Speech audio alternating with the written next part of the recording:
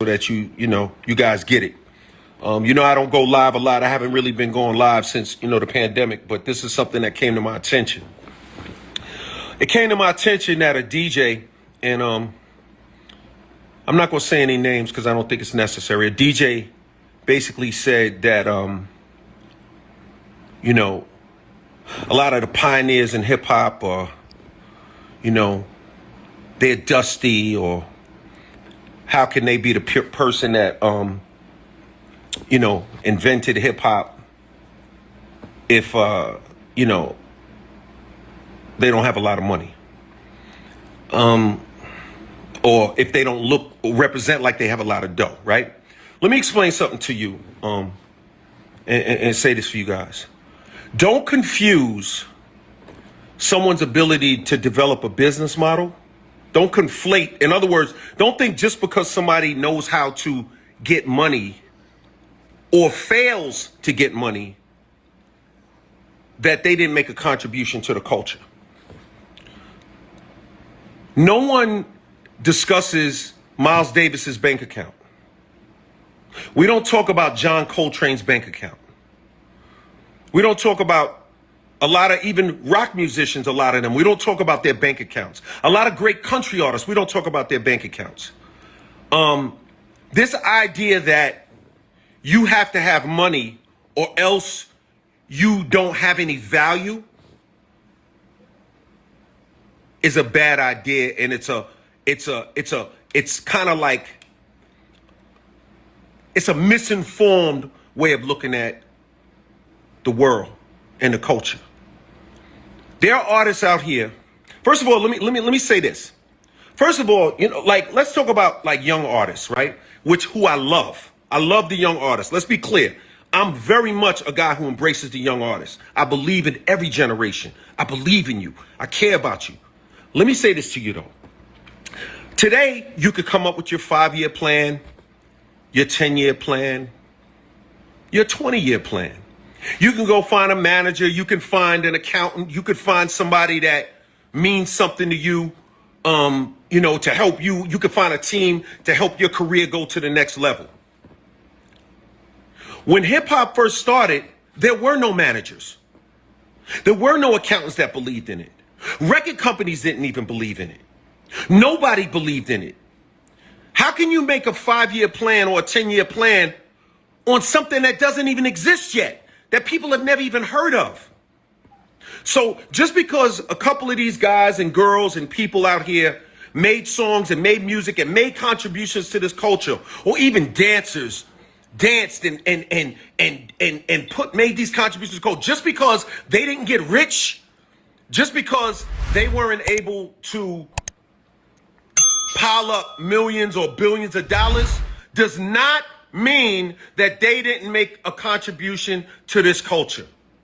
That does not mean that they didn't do something. They created an industry that we all ate off of.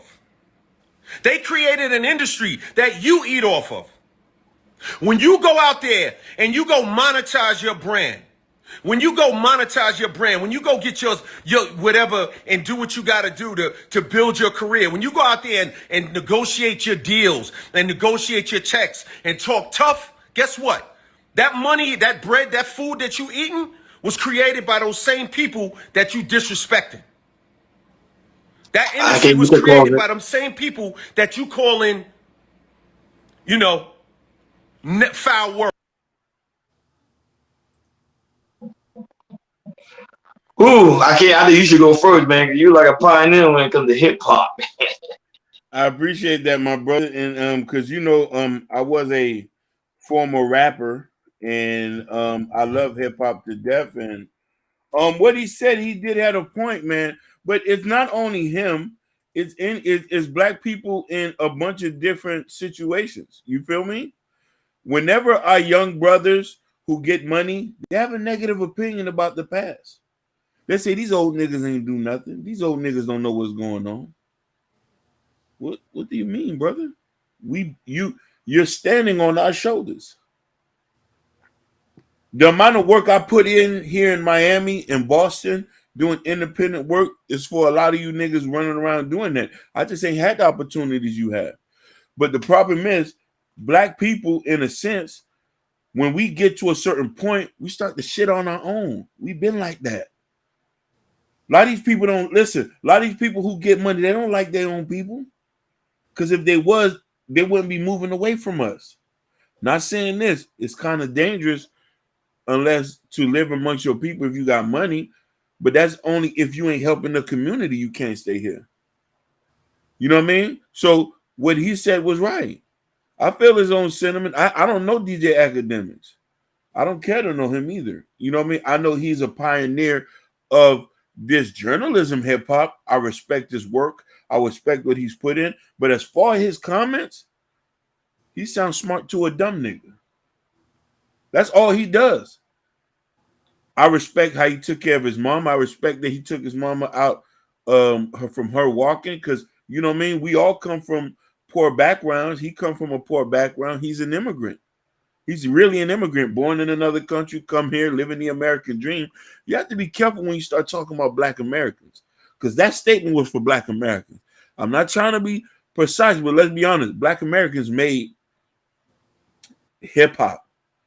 And I know a lot of people said Kool Herc made hip hop, but let me be honest with you. Kool Herc is from Jamaica. The essence of this blackness we're talking about came from black American people, not Jamaicans. Jamaicans came here, they had their swag and they added to the experience. But when we start talking about hip hop, we start talking about fashion, we start talking about the way we live, the way we talk, the way we move around. They're not doing this in our own country.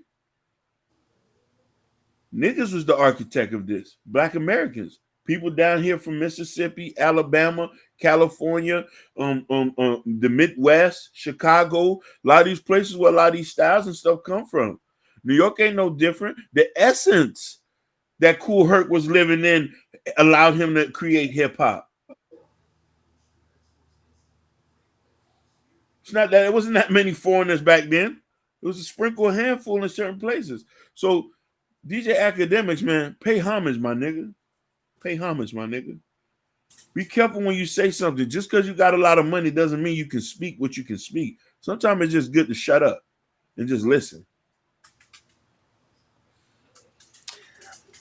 Out of all the genres, especially but especially in all the genres, there's no problem. But the hip hop and rap problem, why is there a problem respecting the hierarchy of our legendary rappers? Why is there a problem? Our pioneers, they paved the way so you guys can rap and do other stuff. What is the problem with that? Shout out to you, LL. Still rock as hell. Mama said knock you out. The all-time legend. Speaking major facts. And it's just like, yo, and you see looking at these young people, they can just say what they want to say. No, man. And DJ Academics, I respect you, especially when the podcast game, you killing it. But you definitely need to watch your words, because you're talking so much. I remember you, and you also said something about Regina Carter, Lil Wayne's daughter. You watch your mouth, because people will be looking for you. And that's why you probably gotta have all that securities around you. You gotta watch yourself, sir. You gotta watch your words, because you keep talking that crap, somebody gonna look for you and somebody gonna beat you down. DJ, I got respect for you, man, but you gotta watch your words, man. Respect the hierarchy of the people, that the legend of pioneers that paved the way, especially for you, so you can speak and have a podcasting, and it won't be no problems, man. Watch yourself, man. Watch yourself. That's my take. See, the thing is the same thing. Let's say, for example, one day, I'm just using that one day, if I get big and I shit on KR Culture Radio. Don't pay homage to KR Culture Radio. It's a total disrespect. I remember a song back then, like do the Humpty Mama, I Missed the Bus, Run DMC. All these people did play away for guys for the day so they could be able to eat. That was how I get shout out to LL Cool J. When I saw this, I said, man, we had to report on it. We had to do a reaction video to it, because even though I might have missed emotion to hip hop today, but back then, hip hop paved the way for a lot of people. A lot of people. Run DMC did something, mind you, and now that Hakeem, you make a good point too. We the only culture that do it, because you never hear white folks complain about rock, country, You never hear them say nothing about that. Never. They support their music, but when it comes to hip hop, especially when it comes to our homage back in the days, we easily shit on it because I think we don't even have, like you said, we don't even respect our own. Like you said, Jordan, we got the money now. We just like, okay, fuck them, fuck the days of old, and that's a big problem we have in our community. Keep saying fuck the days of old. We need to be learning from the days of old. And mind you, back then they didn't even have a negotiation deals like they have today. Most of the people that we pay homage to got scammed, pushed over, and everything. So the only reason why you guys able to do what y'all doing today is because I learned from them days of old. You gotta pay homage to the days of old, man. But these guys, like Hakeem, you told us, off the screen how the money, they see the money, they see the fame, and there's a lot of these DJs too that doing most of the talking, and they playing. And the funny thing is, they playing music from back then. You go to the club, they playing music from back then. So how you gonna play music from back then, but yet bash people that made the music? Doesn't make any sense. That's my take on it. I don't know y'all have any final words. I got one more thing, one last thing.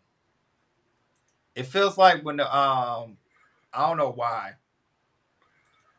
I don't get it. I feel like we give flowers to the people that either they get shot or die in our community, other than giving the flowers who are living today. Facts. We need to do a lot more of that. That's all I gotta say. I can't any final words. I just say pay homage, man. Like people, man, please don't let all that glitter and gold. Don't let the money cloud your judgment. Don't let a couple trinkets forget where you come from, man. That's why keep your niggas around you to keep you grounded. I still go back to my old neighborhood every day and just to sit out in front of that porch just to feel the essence to be like, man, this is where I came from, man.